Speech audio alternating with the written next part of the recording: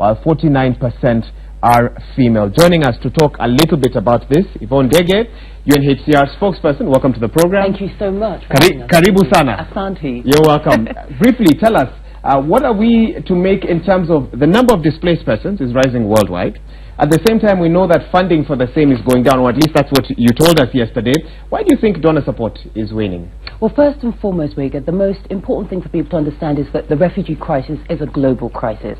Globally, we're talking about 65 million people who have been uprooted from their homes and displaced. 20.2 million of those people are in Africa. Now, what we're looking for and what we're trying to promote as an organization is solutions, durable solutions for people who have been forced to flee their homes. So what we've launched is this Luku Luku campaign. That's how you pronounce it? That's how we say it, Luku Luku.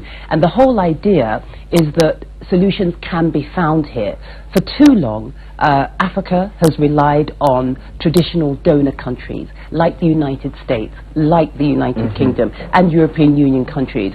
But what we're now saying is, okay, what can we do locally as individuals, as citizens, you and I, to actually ease the suffering of the many displaced people that we see in our midst? Okay, you launched a campaign yesterday and you referenced the situation at the Dadaab camp at the moment. You talked about UNHCR requiring about 150 million to cover running costs at the camp for about 6 months. Tell us a little bit more about that. Well, funding is a major issue, and as you know, through the global crisis that we've talked about, what we see happening in countries like Syria, where millions have been displaced, the Mediterranean Sea crisis, where you see people trying to get to Europe, the situation in Yemen, much of the funding that we've been able to rely on the past is going towards funding these crises, which is obviously very important. And so what we are seeing is that some of the needs that we need to meet, the basic assistance, shelter, water, sanitation, basic education for children, healthcare, we're actually unable to meet those fundamental needs.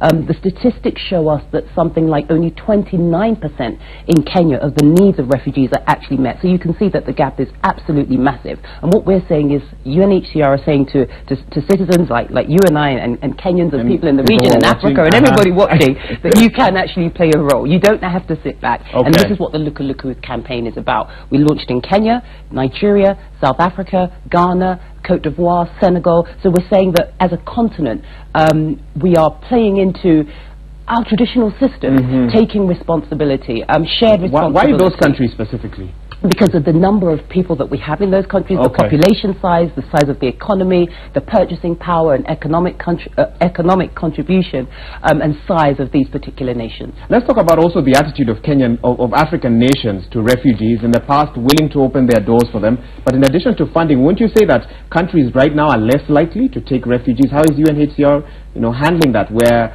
a refugee is still streaming into Kenya, but Kenya is saying, wait a minute, we're having our own internal challenges.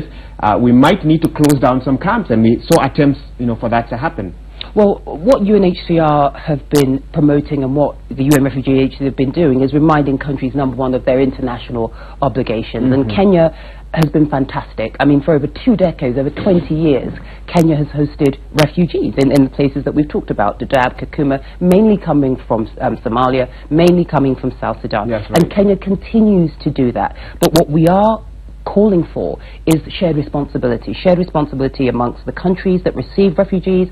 For instance, now we're seeing at least over 1 million people have flooded into Uganda from South Sudan. That's right. And we're saying that, look, Uganda's a smaller country than Kenya. Its economy is smaller. How do we share this responsibility regionally? And again, it's not just about, and this is really important to emphasize, it's not just about providing the very basic needs.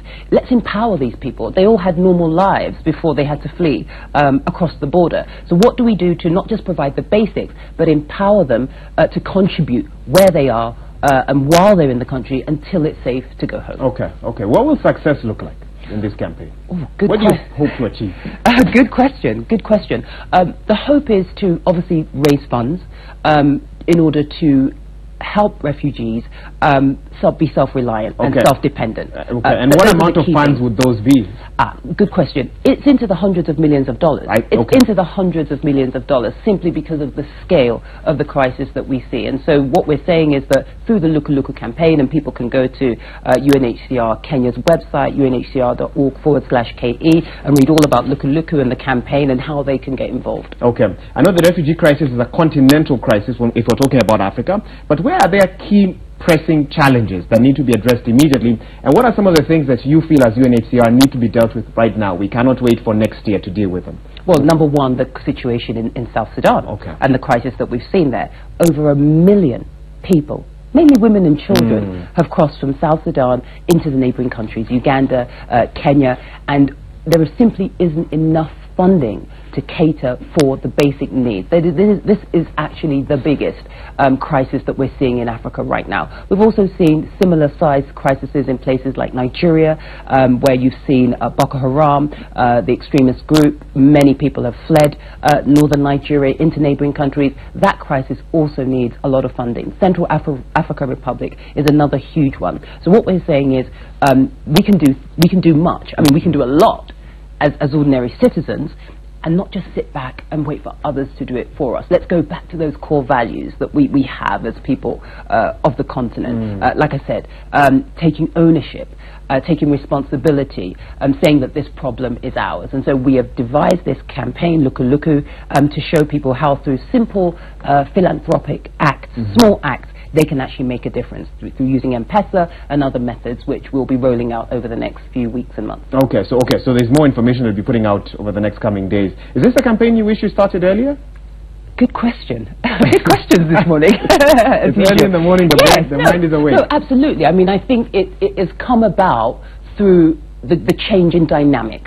Okay, the financial change in dynamic. So it may not have been relevant to do this 5, 10 years ago, or necessary. Go ahead. You said it. You said it may not have been so relevant, but as we see, funds being channeled into other crises, as we see the domestic political situation in much of the traditional donor countries where there's an anti-refugee sentiment. We know this. There's an anti-migration sentiment.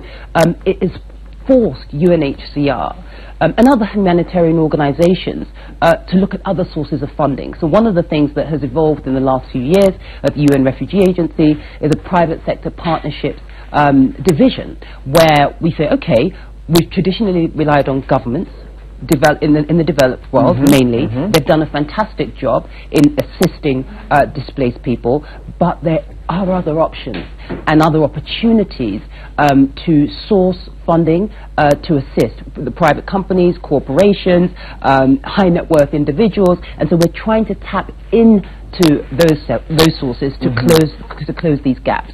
What do you say to the average African, or should I say average Kenyan, living on under 100 or less than $100 a day, have to support their immediate family, their extended family, their relatives up country, have to deal with a currency that's declining, so many challenges, and that's the person watching right now and wondering, do I take a few shillings that I don't have to contribute to people who are far away from me, and yet I'm not even making it on my own at home? What do you say to someone like that?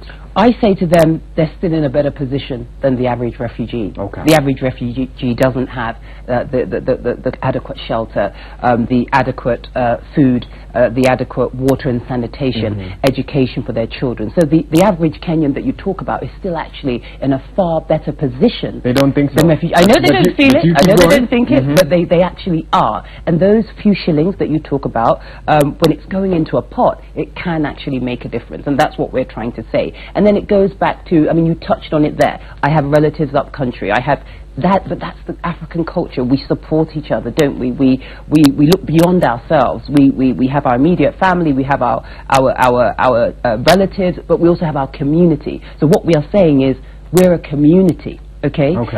In Kenya and in the region, and what we see happening in South Sudan, what we see happening in Somalia, we can play a role in diffusing those situations and assisting financially so that those countries can return to stability and people ultimately can go home. And whilst they are in Kenya, let's not just sort of spoon feed them with the humanitarian thing, but let's empower them, by channeling the resources that we have to keep them in school, to get them an education, to get the business opportunities, because they can still be productive individuals whilst they're displaced. Okay. Is this a long-term campaign?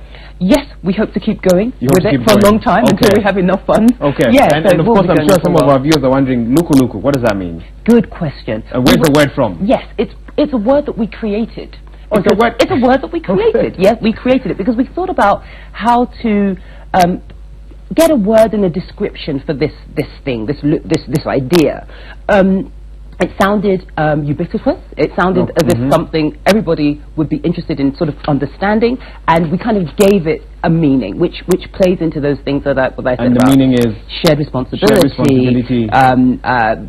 Self-reliance, empowerment.